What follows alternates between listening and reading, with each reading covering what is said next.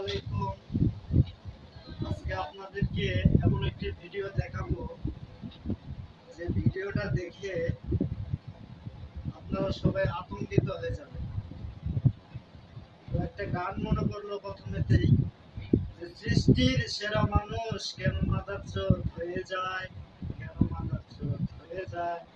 তার প্রমাণ আমি দিচ্ছি আপনাদেরকে। একটা ভিডিওটা দেখেন। ভিডিওতে আসলে ছেলেটার অপরাধ কি ছিল। মাসুম একটা বাচ্চা, তার অপরাধটা এটাই ছিল যে তার বাবা মা আসছে তার সাথে দেখা করার জন্য। তার বাবা মার সাথে একটু বাইরে গেছে এবং বলছে যে আমিও যাবো তোমাদের সাথে। এটাই ছিল তার অপরাধ। এবং দেখেন সেই অপরাধের জন্য নিষ্পাপ মাসুম বাচ্চাটাকে কিভাবে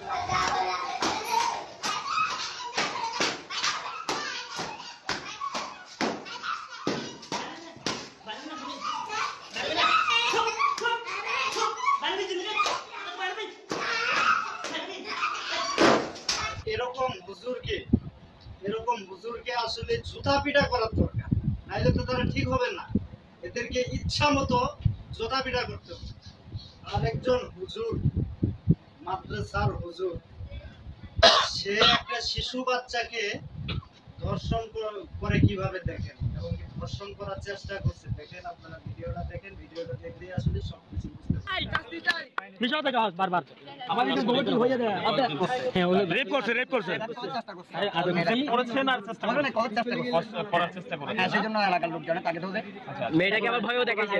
আবার ওনার বাড়ি বলছে যে মেয়েটা বাড়িতে পরিবার এখানে আছে। হ্যাঁ, আছে। কোথায়? ওই আপনার বাড়ি কোথায়? তা আপনি এই কাজ করছেন কেন? এটা কি ভালো? আপনার স্ত্রী আছে না, বাচ্চা আছে না, তাকে সত্ত্বে কেন আপনি এই ছোট মাসুম বাচ্চা নিষ্পাপ কেন আপনার গায়ে হাত দিয়েছেন? কাকে না বলার জন্য, কাকে না বলার জন্য। তুমি টাকা দিতে বলছো না কেন? এই কাজ কাকে না বলার জন্য টাকা তোরা হাত হইতে পারতো, সেই সত্য না। তুই কাগজ ওনার থেকে একটু জিজ্ঞেস করুন তো। সকালে আমাকে আমার এক ভাই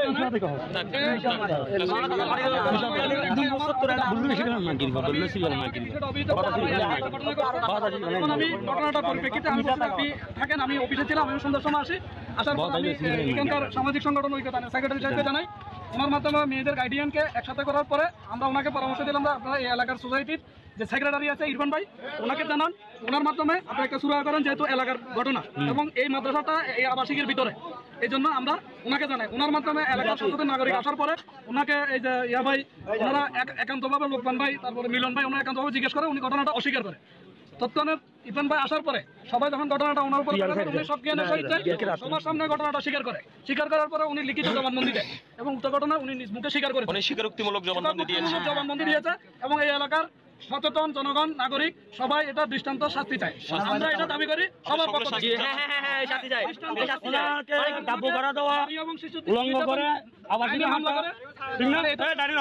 পুনরাবৃত্তি না ঘটে, এ ধরনের ঘটনা যাতে কোনো ধরনের না হয়, এটার জন্য আমরা মিডিয়ার মাধ্যমে সকল রাষ্ট্রের সকল মানুষদেরকে, সকল হুজুরদেরকে সচেতন হওয়ার জন্য আহ্বান জানাই। ঘটনা যাতে আর না ঘটে, পুনরাবৃত্তি না হয়, কোনো মায়ের সন্তান যাতে দর্শিত না হয়।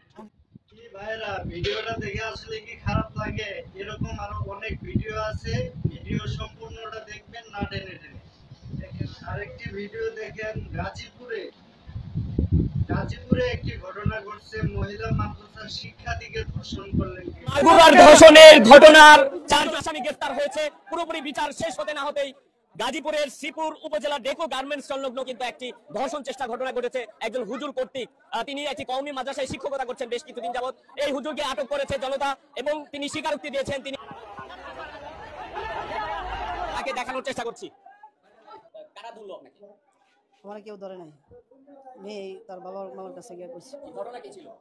আমি মেয়ের 2টা চুমা দিছি আর এই পেটের নিচে হাত দিছি, আর কিছুই করি নাই। এটা কি ঠিক করেছেন?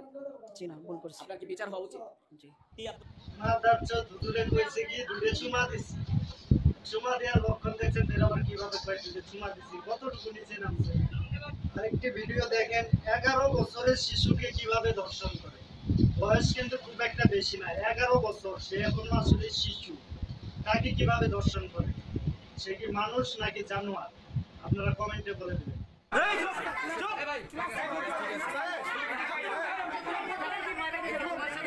সবাই থামবেন।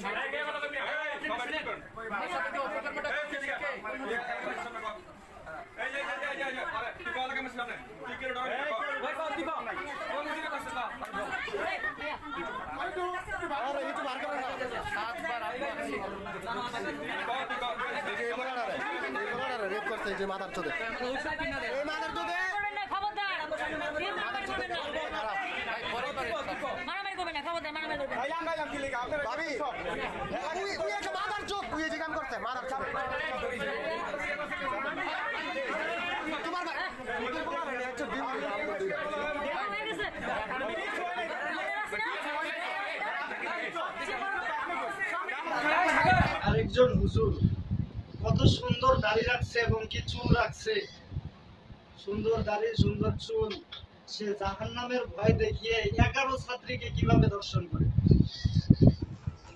জাহান্নামের ভয় দেখিয়ে ছাত্রীদেরকে দর্শন করলেন মাদ্রাসার বড় হুজুর।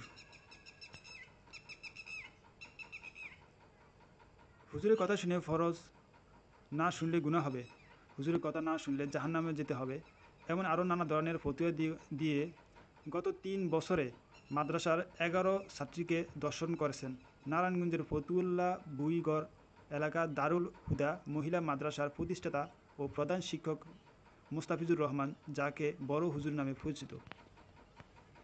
4 জন ছাত্রীকে দর্শন ও যৌন হয়রানির অভিযোগে শনিবার 27 জুলাই র্যাব তাকে গ্রেপ্তার করে। তার বিরুদ্ধে নারী ও শিশু নির্যাতন দমন আইনে মামলা হয়েছে। গত 28 জুলাই দুপুরে নির্যাতিত ছাত্রীদের পক্ষ থেকে একজনের অভিভাবক বাদী হয়ে সিদ্ধিরগঞ্জ থানায় মামলা দায়ের করছেন বলে জানিয়েছেন র্যাব 11 সিও কাজী শামসের উদ্দিন। আটককৃত মোস্তাফিজুর রহমানের গ্রামের বাড়ি নেত্রকোনা জেলায়। গত 6 বছর যাবৎ তিনি মাদ্রাসাটি পরিচালনা করছেন এবং পরিবার নিয়ে সেখানে বসবাস করছেন। র্যাবের সিও আরও জানান, প্রাথমিকভাবে 4 জনকে দর্শন ও যৌন হয়রানির অভিযোগে তাকে গ্রেপ্তার করা হলেও পরবর্তীতে 11 জনকে দর্শন ও যৌন হয়রানির প্রমাণ পাওয়া গেছে। নিজের মনগড়া মিথ্যা ফতুয়া দিয়ে তাবিজ দিয়ে পাগল করা ও পরিবারের ক্ষতি করার ভয়ভীতি দেখিয়ে 8 থেকে 15 বছর বয়সী 11 ছাত্রীকে তার ব্যক্তিগত রুমে নিয়ে দর্শন ও যৌন নির্যাতন করছেন বলে জিজ্ঞাসাবাদে তিনি স্বীকারোক্তি করছেন বলে র্যাবকে জানিয়েছেন।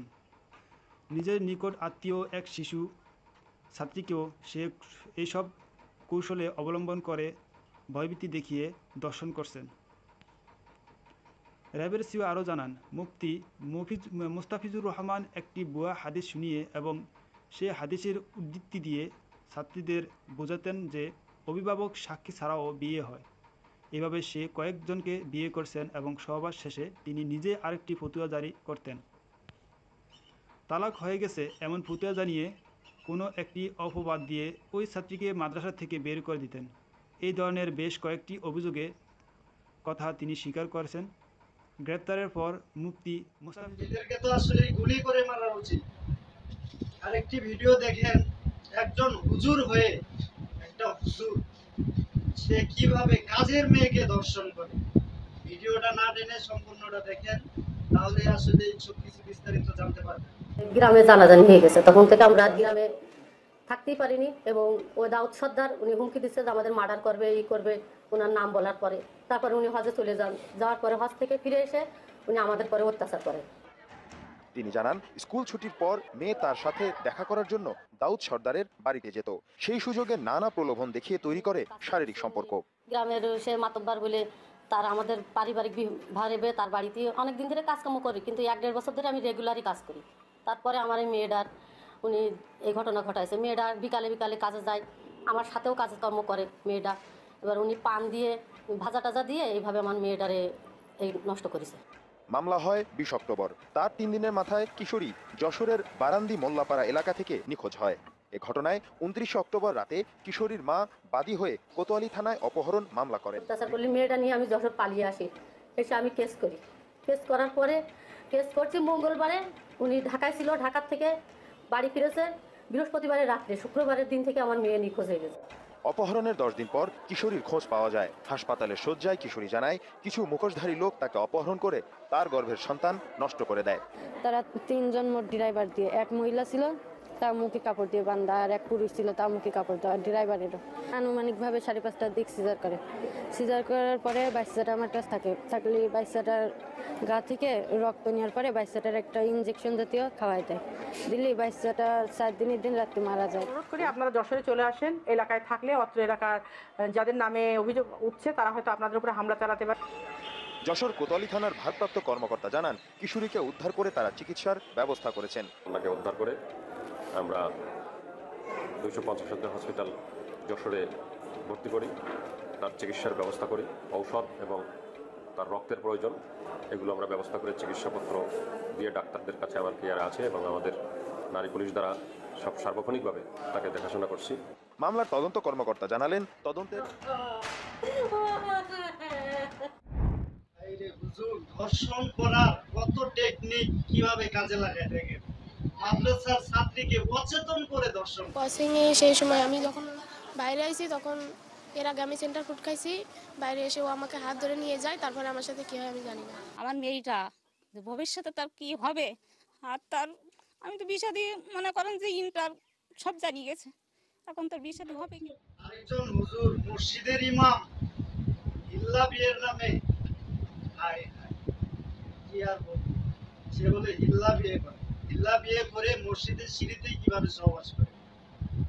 মহিলা নিজে বলছে, মহিলা নিজের মুখে শুনে মহিলাটা আসলে কি ওই নারীর সঙ্গে সহবাস করেন মাওলানা আশিকি। আমি তো তারে বিশ্বাস করছি, ওইখানে ও সিঁড়ির উপরে ওইখানে সে আমারে পরে বিয়ে করার পরে ওইখানে সে আমারে সহবাস করছে আমার সাথে। আমি তো ওই জিনিসটা বুঝছি না যে একজন আলেম মানুষ, হে তো সবই বুঝে সব জানে, আমি তো আর জানি না। হে জেনে শুনি কি আর হে ফাপ করবো। পরে আমি আশা করছি, আমি আমার স্বামীর লোক তকরাতকরি করছি, না এটা ঠিক হয়েছে। পরে আমি নিজে নিজে ভাবলাম, না এটা তো একজন আলেম মানুষ হলো, আল্লাহর ঘরের ভিতরে সে মসজিদের ভিতরে সিঁড়ির উপরে এত বড় কাজ করাতে এটা ভুল হয়েছে। বিয়ের 1 ঘন্টার মধ্যেই সহবাসের পর তালাক প্রদান করেন তিনি। এই ঘটনাটা ঘটেছে গাজীপুরের শ্রীপুরে একটি মসজিদ। এগুলা দেখে শিক্ষণীয় বিষয় হচ্ছে আসলে কি আমাদের যে নিজের সন্তান আছে তাদেরকে আমরা মাদ্রাসায় দেই লেখাপড়া করার জন্য, তো এখন আমরা কিসের জন্য দেব, কোন আশায় দেব? দিল্লি এই চমৎকার করতেছে, এগুলা কি ঠিক হচ্ছে? তাহলে আমরা নিজের সন্তানকে কিভাবে দেব? কমেন্টে জানাবেন। আর একটু গানটা শুনেন। সৃষ্টির সেরা মানুষ কেন মাদারচোদ হয়ে যায়, কেন মাদারচোদ হয়ে যায়।